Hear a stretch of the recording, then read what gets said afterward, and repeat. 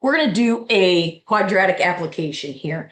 So a piece of machinery produces rectangular sheets of metal such that the length is twice the length of the width. Equal sized squares measuring 10 centimeters on a side can be cut from the corners so that the resulting piece of metal can be shaped into an open box by folding up the flaps.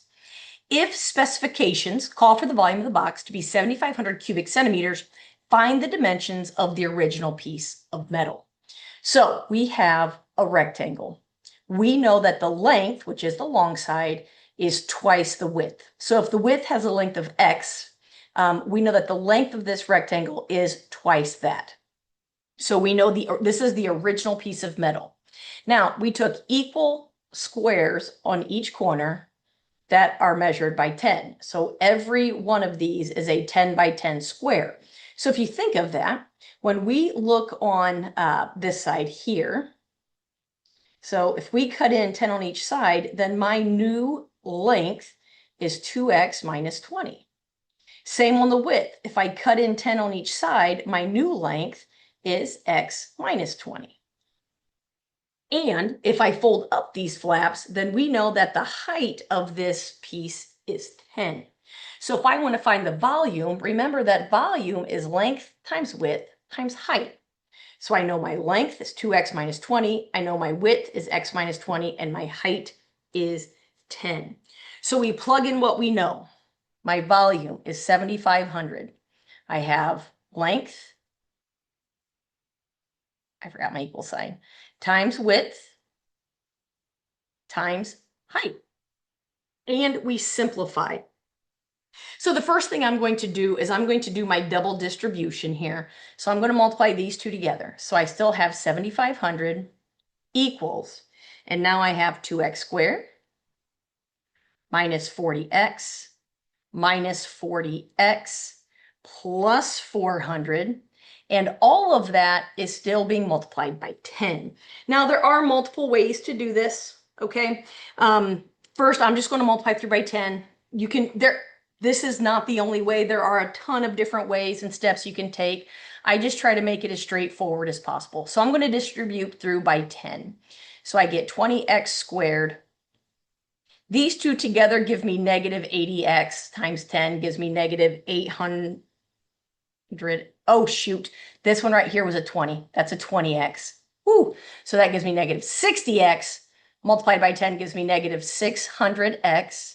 And then 400 times 10 is 4,000. Okay, glad I caught that. That would have messed us up.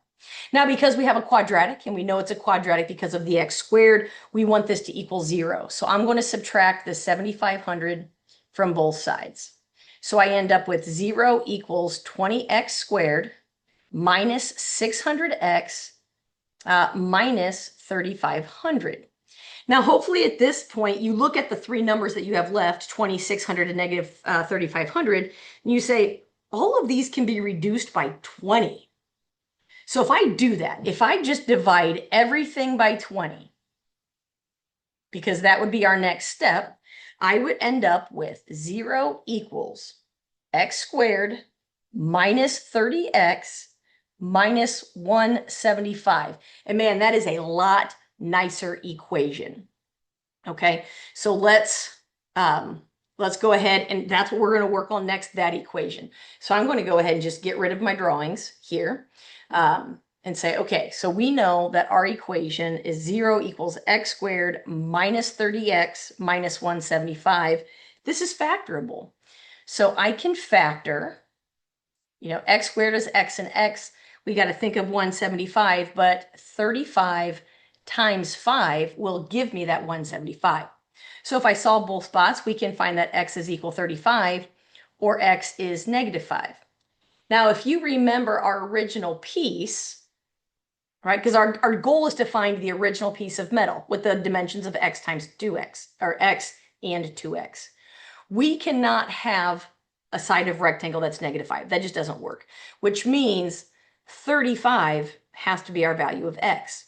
So if x is 35, that means the length is 70. So our initial, right, find the dimensions, it would be 70 by 35. And of course, these are centimeters.